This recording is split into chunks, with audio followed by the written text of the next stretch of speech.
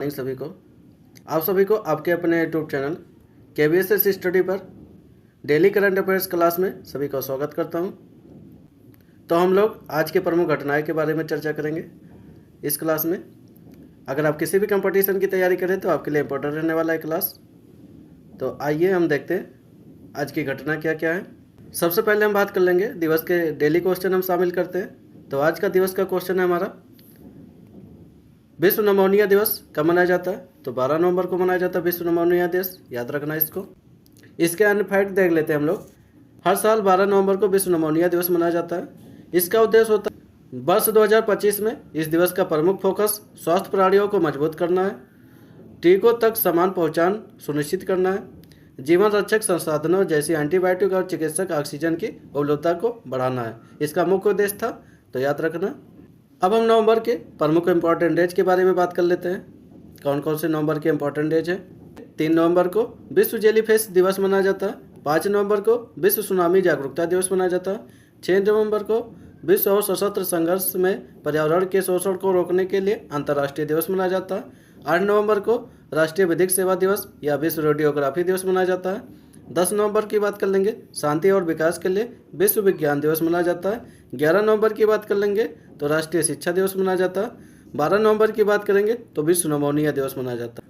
आगे बात कर लेंगे 14 नवंबर को तो बाल दिवस, विश्व मधुमेह दिवस मनाया जाता।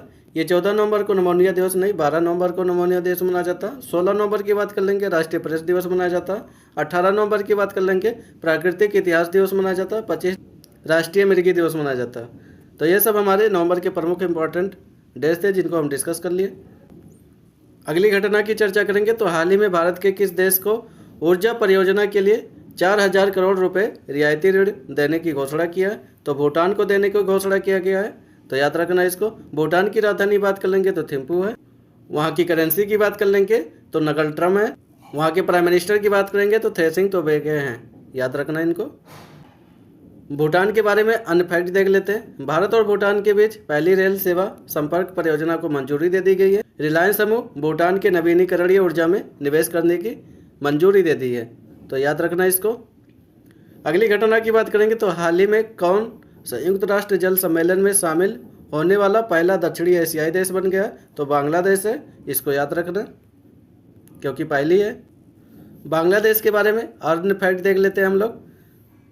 2025 आधिकारिक रूप से संयुक्त जल अभियान को स्वीकार कर लिया, जिसमें वह ऐसा करने वाला पहला दक्षिण एशियाई देश बन गया।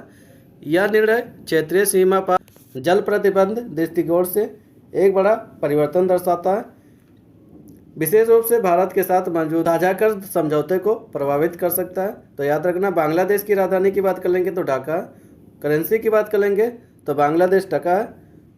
वहाँ के प्राइम मिनिस्टर की बात करेंगे तो मोहम्मद यूनस है वहाँ के। आगे बात कर लेंगे तो बांग्लादेश की प्रदेश लोक गायिका फरीदा परवीन की निधन हो गई है, याद रखना। 8 अगस्त को नया बांग्लादेश दिवस घोषित किया है, तो याद रखना 8 अगस्त को बांग्लादेश दिवस घोषित कर दिया है नया। अगली घटना की बात करेंगे तो हाल ही में संशोधित भारत नेट योजना को पूरे राज्य में लागू करने वाला देश का पहला राज्य कौन बन गया? तो ऐसा करने वाला हमारा पहला राज्य पंजाब बन गया, तो इसको याद रखना। कौन सा राज्य बन गया? पंजाब बन गया। पंजाब के बारे में अन्य फैक्ट की बात कर लेंगे तो भारत नेट उद्देश्य सभी ग्राम पंचायतों के अलावा घरों को संस्थानों को ब्रांडेड क्वालिटी पहचानने के लिए यह राज्य ने लागू किया है। पंजाब की राजधानी की बात करेंगे तो चंडीगढ़ है। वहाँ के सीएम की बात करेंगे तो भगवंत मान है। वहाँ के गवर्नर की बात कर लेंगे तो गुलाब चंद कटारिया हैं। आगे बात कर लेंगे पंजाब पुलिस ने साइबर जागो कार्यक्रम शुरू किया, इसको याद रखना। अभी एएसआई का पेपर हुआ था, इसमें पूछा हुआ क्वेश्चन है ये। भारत का पहला झुग्गी मुक्त शहर चंडीगढ़ को घोषित किया गया। पंजाब ने बांजाग नामक एक नई ड्रोन रोधी प्रणाली को शुरू किया है। पंजाब की लोकसभा की सीट की बात करेंगे तो 13 है वहाँ पर। राज्यसभा की सीट की बात करेंगे तो 7 है। विधानसभा की सीट की बात करेंगे तो 117 सीट है वहाँ पर। अगली घटना की बात करेंगे तो हाल ही में किसने शहरी सहकारी बैंकों के लिए डिजिटल ऐप लॉन्च किया है? तो अमित शाह ने ये लॉन्च किए हैं। अगली घटना की बात करेंगे तो हाल ही में भारतीय वायुसेना ने कहाँ पहली बार पूर्ण स्तरीय एयर शो आयोजित किया? तो गुवाहाटी आयोजित किया है। अगली घटना की बात करेंगे तो हाल ही में किस राज्य सरकार ने महिलाओं को नाइट ड्यूटी के लिए अपनी सहमति दे दी है, तो वो हमारा उत्तर प्रदेश है। उत्तर प्रदेश के बारे में अन्य फैक्ट देख लेते हैं। तो इसकी राजधानी लखनऊ है, यहाँ के सीएम योगी आदित्यनाथ जी हैं। यहाँ के गवर्नर की बात कर लेंगे तो आनंदीबेन पटेल हैं। उत्तर प्रदेश गन्ना हुआ, गेहूँ हुआ, दूध हुआ, आलू हुआ, सब्जी हुआ, इन सब में ये प्रथम उत्पादन में आ रहा है। अन्य फैक्ट की बात कर लेते हैं तो उत्तर प्रदेश गन्ना, गेहूँ, आलू, सब्जी, हरी मटर आदि उत्पादन में भारत में पहले स्थान पर है। लोकसभा सीट की बात करेंगे तो 80 है, राज्यसभा सीट की बात करेंगे तो 31 है, विधानसभा सीट की बात कर लेंगे तो 403 है यहाँ पर। अगले क्वेश्चन की बात करेंगे, हाल ही में ऐश्वर्य प्रताप सिंह तोमर ने ISSF विश्व चैंपियन में कौन सा पदक जीते हैं, तो रजत पदक जीत लिए हैं, तो इनको याद रखना। अगली घटना की बात करेंगे तो हाल ही में किस राज्य के सभी जिलों में वृद्धाश्रम स्थापित करने की घोषणा की है, तो नागालैंड है। इसके बारे में अन्य फैक्ट देख लेते हैं हम। नागालैंड की राजधानी की बात करेंगे तो कोहिमा है। सीएम की बात करेंगे तो नोपी रियो है वहाँ पर। गवर्नर की बात करेंगे तो अजय कुमार भल्ला वहाँ पर। 25वें हार्नबिल महोत्सव के लिए वेल्स के साथ साझेदारी की है, याद रखना। प्रधानमंत्री नरेंद्र मोदी जी नागालैंड के पहले एकीकृत एक्वा पार्क का आधारशिला रखे हैं। यहाँ पर छतों पर सौर ऊर्जा या सोलर पैनल लगाने के लिए बढ़ावा देने के लिए मिशन शुरू किया गया। मैलोरी नागालैंड का 17वां जिला बना। तो ये सब इनके प्रमुख फैक्ट थे नागालैंड के, तो इनको जरूर तैयार कर लेना। अगली घटना की बात करेंगे तो हाल ही में भी राजा राम का निधन हुआ। वो कौन थे, तो वो शिक्षक थे एक। इनके योगदान की बात करेंगे तो भारत के कंप्यूटर विज्ञान शिक्षा की नींव रखने वाले अग्रणी कंप्यूटर वैज्ञानिक शिक्षक प्रोफेसर बी राजा रमन का निधन हुआ, तो इनको याद रखना, क्योंकि इन्होंने कंप्यूटर की नींव रखने वाले यही माने जाते हैं। अगली घटना की बात करेंगे तो हाल ही में मेटवाई ने कहाँ साइबर भारत सेतु कार्यशाला शुरू की है, तो त्रिपुरा में यह शुरू किया गया। इसके बारे में अन्य फैक्ट देख लेते हैं। तो त्रिपुरा की राजधानी अगरतला है। वहाँ के सीएम कौन है, मानिक शाह हैं। गवर्नर की बात करेंगे तो इंद्रसेना रेड्डी है वहाँ पर। और त्रिपुरा की बात कर लेंगे तो त्रिपुरा भारत का तीसरा पूर्ण साक्षर राज्य बन गया, इसको याद रखना। तो देश का पूर्ण साक्षर तीसरा राज्य कौन सा बना, त्रिपुरा बन गया है। लास्ट वीडियो का हमारा क्वेश्चन था, हाल ही में क्रिकेटर ऋचा घोष किस राज्य पुलिस DSP के रूप में चुनी गई हैं, तो पश्चिम बंगाल में। तो याद रखना, ऋचा घोष को पश्चिम बंगाल की DSP के रूप में नियुक्त किया गया, जो कि एक क्रिकेटर थी। दिवस का क्वेश्चन हमारा क्या, राष्ट्रीय शिक्षा दिवस कब मनाया गया, तो 11 नवंबर को राष्ट्रीय शिक्षा दिवस मनाया गया। इसके बारे में अगर डिटेल देख लेते हैं तो हर साल 11 नवंबर को शिक्षा दिवस के रूप में मनाया जाता है। इसे भारत भर में शिक्षा मंत्री मौलाना अबुल कलाम आज़ाद की जयंती पर मनाया जाता है, तो याद रखना, राष्ट्रीय शिक्षा दिवस मौलाना अबुल कलाम आज़ाद की जयंती पर मनाया जाता है। अब आगे बात कर लेंगे नवंबर के प्रमुख इंपॉर्टेंट डेज के बारे में। 3 नवंबर को विश्व जेलीफिश दिवस मनाया जाता है। 5 नवंबर को विश्व सुनामी जागरूकता दिवस मनाया जाता है।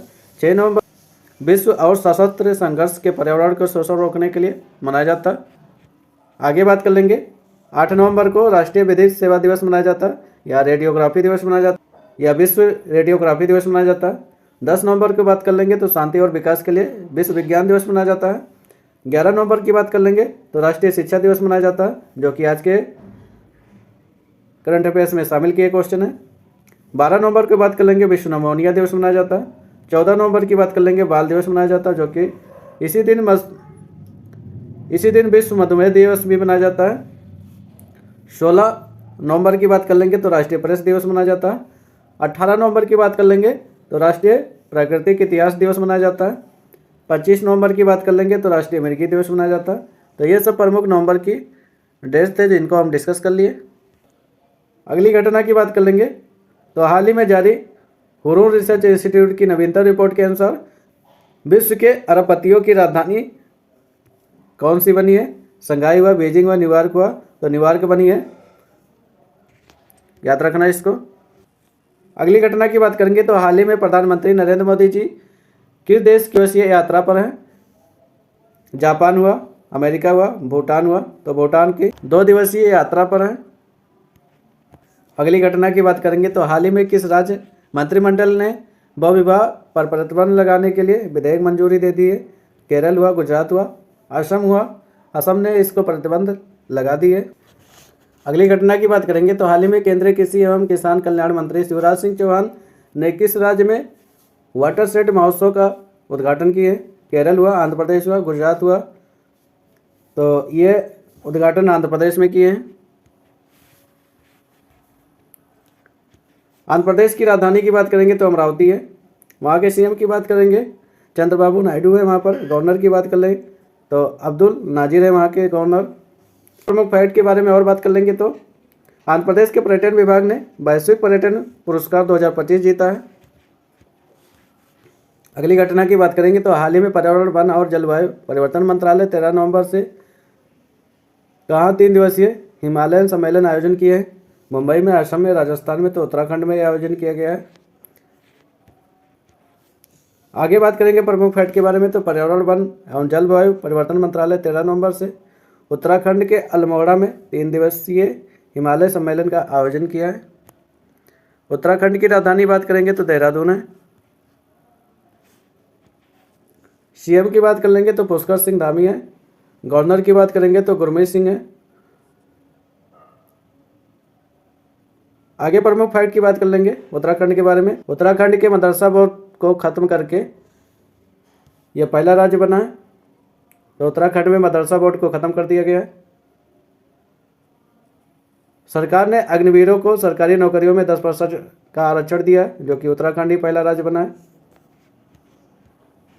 तो दोनों में पहला राज्य है। मदरसा बोर्ड को खत्म कर दिया और सरकारी नौकरियों में अग्निवीरों को 10% की आरक्षण भी दे दी है मंजूरी।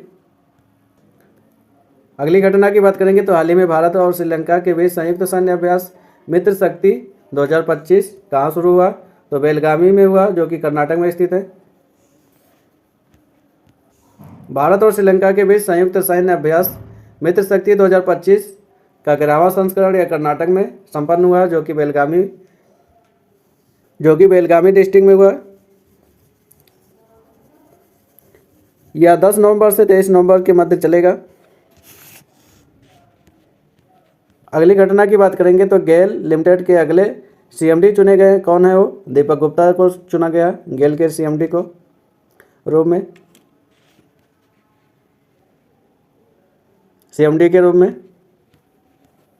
अगली घटना की बात करेंगे हाल ही में भारतीय नौसेना का जहाज INS सावित्री अपतटीय अगस्त्य पोत किस देश से यात्रा पर है? तो ये मोजाम्बिक की देश की यात्रा पर है। जो कि अगली घटना की बात करेंगे तो हाल ही में किस राज्य में 2 दिन के राष्ट्रमंडल संसदीय संघ सम्मेलन का समापन हुआ? तो नागालैंड है।